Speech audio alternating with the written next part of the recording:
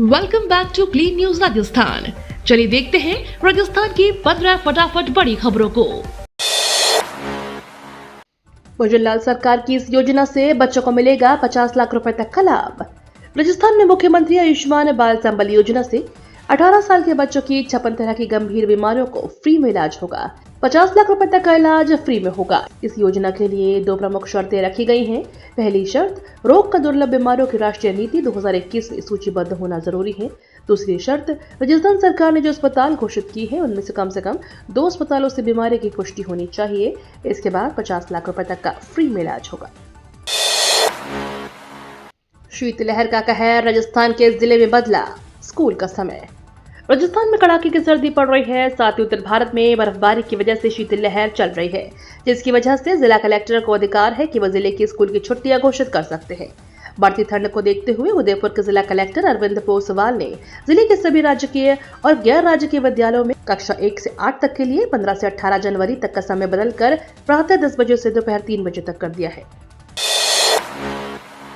जयपुर में होगा जल संचय जन भागीदारी पर संवाद कार्यक्रम।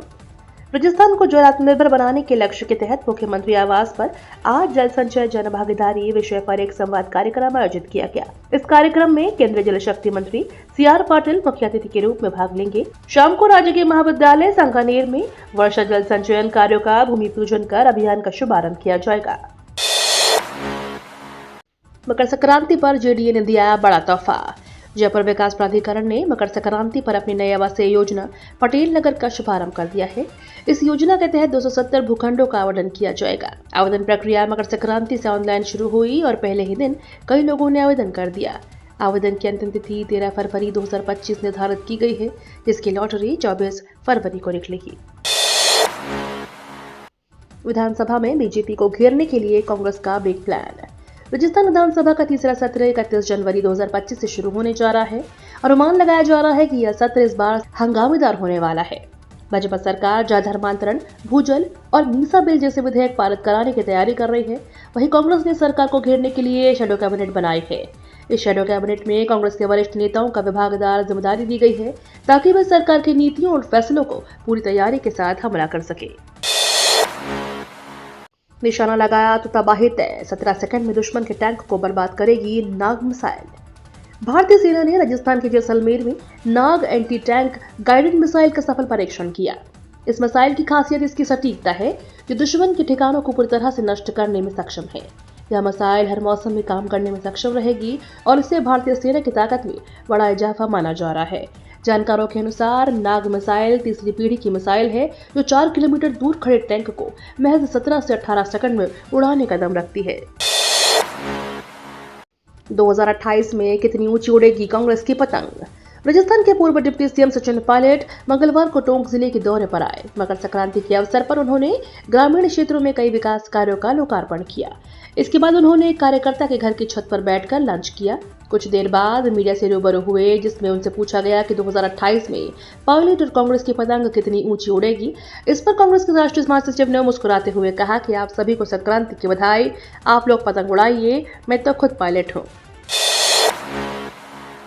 आसाराम को राजस्थान हाई कोर्ट से मिली 75 दिन की अंतरिम जमानत।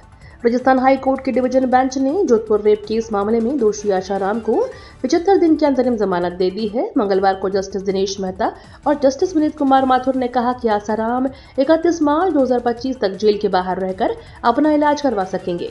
इस दौरान आसाराम को किसी भी अनुयायी से मिलने की अनुमति नहीं होगी, न ही वे मीडिया में कोई बयान जारी करेंगे। 24 घंटे वह 3 पुलिसकर्मियों की निगरानी में रहकर अपना इलाज पूरा करवा सकेंगे। मदन दिलावर के फैसले से राजस्थान के शिक्षकों में मचेगा बवाल। राजस्थान के शिक्षा मंत्री मदन दिलावर इन दिनों शिक्षा को लेकर कई फैसले ले रहे हैं। हाल ही में उन्होंने बोर्ड परीक्षा और रीट परीक्षा के प्रश्न पत्रों की सुरक्षा के लिए अधिकारियों को कड़े निर्देश दिए हैं। वहीं अब परीक्षा में छात्रों को आने वाले नंबर को लेकर मदन दिलावर ने बड़ा फैसला लिया है, लेकिन इस फैसले से शिक्षकों में बवाल मच सकता है। मदन दिलावर ने अपने फैसले में कहा कि अगर अच्छे नंबर लाने वाले छात्र अगर थ्योरी में फेल होंगे तो शिक्षकों का मूल्यांकन किया जाएगा।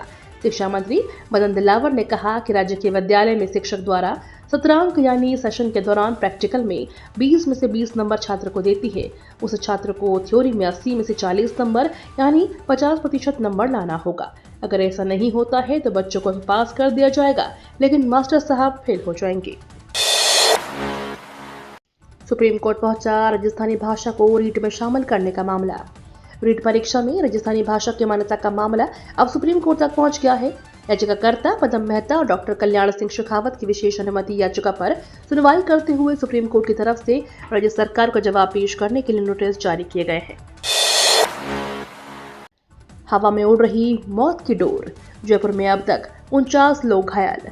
जयपुर में पतंगबाजी के दौरान 2 दर्जन से ज्यादा लोग घायल हो गए हैं। ये सभी लोग उपचार के लिए जयपुर के सवाई मानसिंह अस्पताल में भर्ती हैं। इनमें से 10 मरीज ऐसे हैं जिनके पतंग उड़ाने के दौरान गिरने या लूटने के दौरान टक्कर लगने से सिर में चोट आई है। वहीं 11 मरीज ऐसे हैं जिनके मांझे से चेहरे, हाथ, गले आदि जगह कटकर लग गए हैं।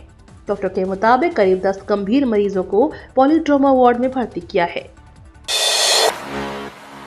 राजस्थान में 2 फरवरी को आरएएस की प्री परीक्षा, 2000 से अधिक होंगे परीक्षा केंद्र। आरएएस की परीक्षा 2024 का आयोजन अगले महीने होगा।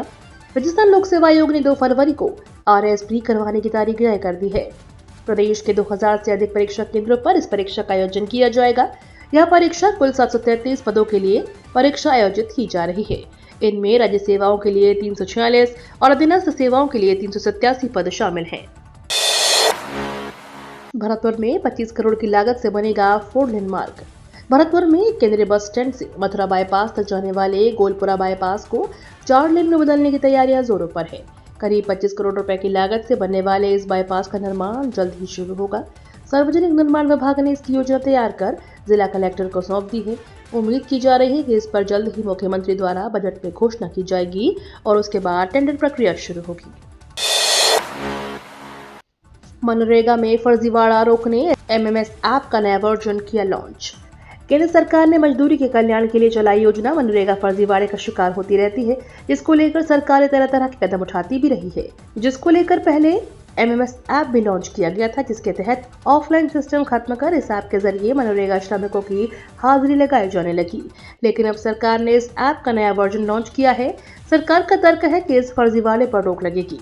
जियो टैग से 500 मीटर की दूरी तक की उपस्थिति दर्ज करने की छूट दी है। केंद्रीय मंत्री भूपेंद्र यादव की राज्यपाल से मुलाकात, राजश्री भर्तृहरि मत्स्य विश्वविद्यालय पर हुई चर्चा।